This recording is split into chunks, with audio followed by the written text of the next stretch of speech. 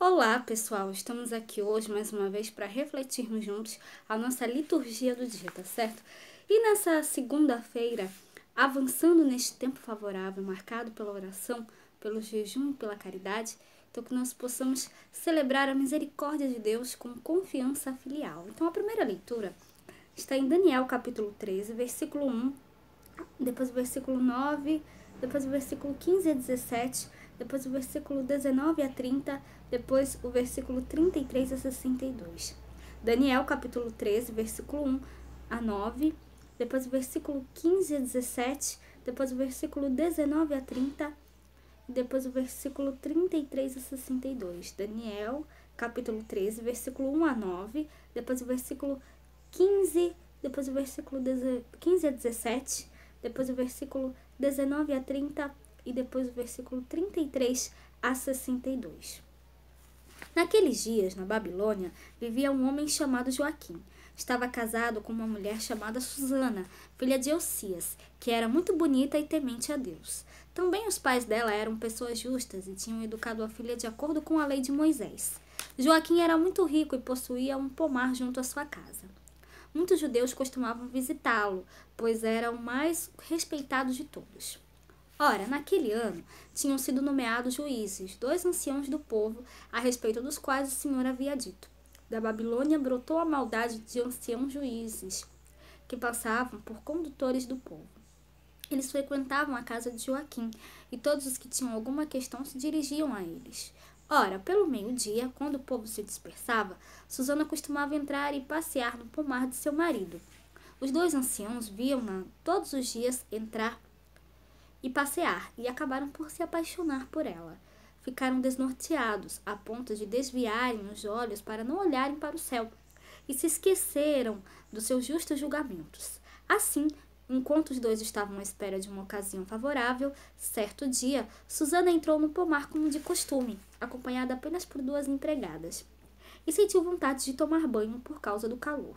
Não havia ali ninguém, exceto os 2 velhos que estavam escondidos e a espreitavam.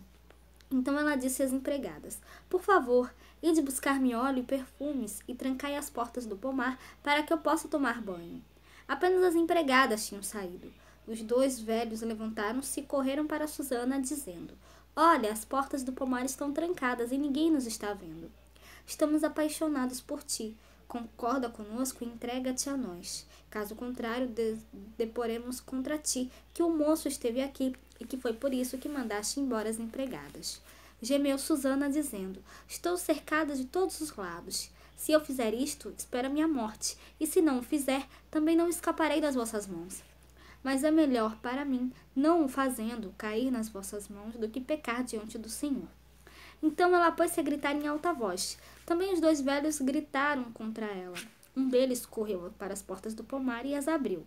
As pessoas da casa ouviram a gritaria no pomar e precipitaram-se pela porta do fundo, para ver o que estava acontecendo.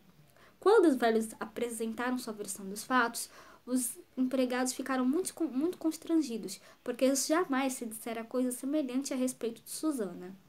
No dia seguinte, o povo veio reunir-se em casa de Joaquim, seu marido. Os 2 anciãos vieram também com a intenção criminosa de conseguir sua condenação à morte. Por isso, assim falaram ao povo reunido: mandai chamar Susana, filha de Osias, mulher de Joaquim. E foram chamá-la. Ela compareceu em companhia dos pais, dos filhos, de todos os seus parentes. Os que estavam com ela e todos os que a viam choravam. Os 2 velhos levantaram-se no meio do povo e puseram as mãos sobre a cabeça de Susana. Ela, entre lágrimas, olhou para o céu, pois seu coração tinha confiança no Senhor. Entretanto, os 2 anciãos deram este depoimento: e quando estávamos passeando a sós no pomar, esta mulher entrou com 2 empregadas. Depois, fechou as portas do pomar e mandou as servas embora. Então, veio ter com ela um moço que estava escondido e com ela se deitou. Nós, que estávamos no canto do pomar, vimos esta infâmia. Corremos para eles e os surpreendemos juntos. Quanto ao jovem, não conseguimos agarrá-lo, porque era mais forte do que nós, e abrindo as portas fugiu. A ela, porém, agarramos e perguntamos quem era aquele moço. Ela, porém, não quis dizer. Disto nós somos testemunhas. A assembleia acreditou neles, pois eram anciãos do povo e juízes, e condenaram Susana à morte. Susana, porém, chorando, disse em voz alta: Ó Deus eterno, que conheces as coisas escondidas e sabes tudo de antemão, antes que aconteça. Tu sabes que é falso o testemunho que levantaram contra mim. Estou condenada a morrer, quando nada fiz do que estes maldosamente inventaram a meu respeito. O Senhor escutou a sua voz, enquanto a levavam para a execução. Deus excitou o Santo Espírito de um adolescente de nome Daniel, e ele clamou em alta voz: Sou inocente do sangue desta mulher. Todo o povo então voltou-se para ele e perguntou: Que palavra é esta que acabas de dizer? De pé no meio deles, Daniel respondeu: Sois tão insensatos, filhos de Israel. Sem julgamento e sem conhecimento da causa verdadeira, vós condenais uma filha de Israel? Voltai a repetir o julgamento, pois é falso o testemunho que levantaram contra ela. Todo o povo voltou apressadamente, e outros anciãos disseram ao jovem: Senta-te no meio de nós e dá-nos o teu parecer, pois Deus te deu a honra da velhice. Falou então Daniel: Mantende os dois separados, longe um do outro, e eu os julgarei. Tendo sido separados, Daniel chamou um deles e lhe disse: Velho encarquilhado no mal, agora aparecem os pecados que estavas habituado a praticar. Fazia julgamentos injustos, condenando inocentes e absolvendo culpados, quando o Senhor ordena: Tu não farás morrer o inocente e o justo. Pois bem, se é que viste, dize-me a sombra de que árvores viste abraçados. Ele respondeu: A sombra de uma aroeira. Daniel replicou: Mentiste com perfeição, contra a tua própria cabeça. Por isso o anjo de Deus, tendo recebido já a sentença divina, vai rachar-te pelo meio. Mandando sair este, ordenou que trouxessem o outro, raça de Canaã e não de Judá.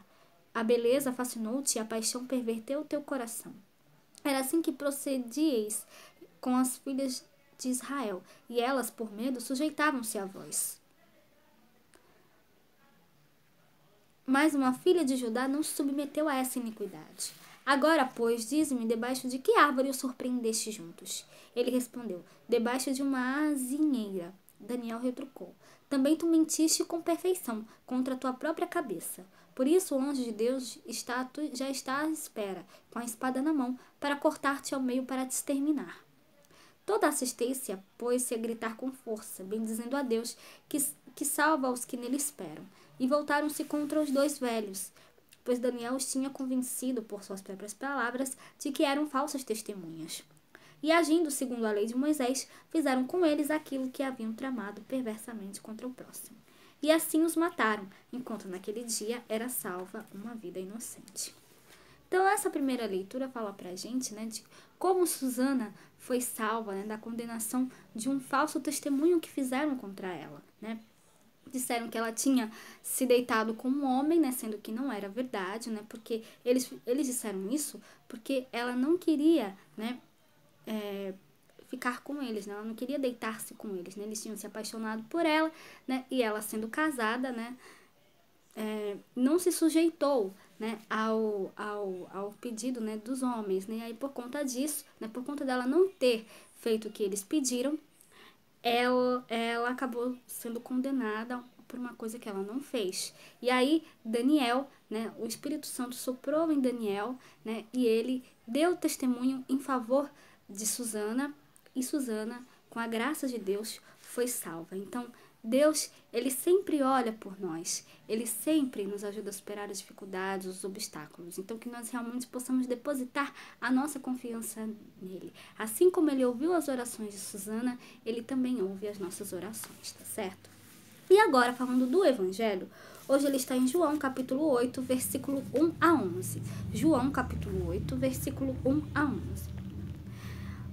Naquele tempo, Jesus foi para o Monte das Oliveiras, e pela manhã cedo tornou para o templo, e todo o povo vinha ter com ele, e assentando-se os ensinava. E os escribas e fariseus trouxeram-lhe uma mulher apanhada em adultério, e pondo-a no meio, disseram-lhe: Mestre, esta mulher foi apanhada no próprio ato, adulterando. E na lei nos mandou Moisés que as tais sejam apedrejadas. Tu, pois, que dizes? E isto diziam eles, tentando-o para que tivessem do que o acusar.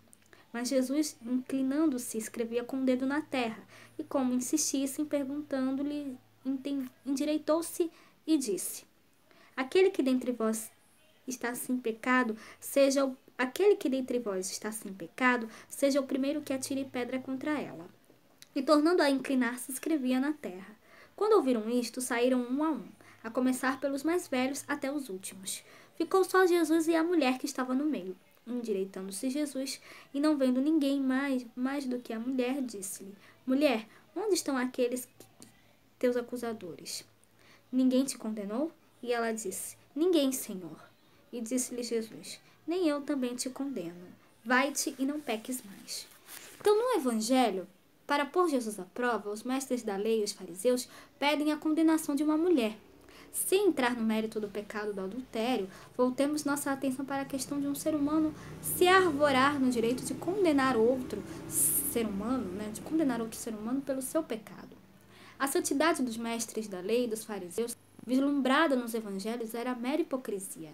Diante disso, o sábio Jesus dá uma lição implacável naqueles acusadores. Diz a eles: Quem dentre vós não tiver pecado, seja o primeiro a tirar-lhe uma pedra. Saíram todos, um a um, pois todos pecam. Em seguida, indaga a mulher: Ninguém te condenou? Eu também não te condeno. Podes ir e de agora em diante não peques mais. Jesus perdoa, não condena, mas adverte: Não peques mais.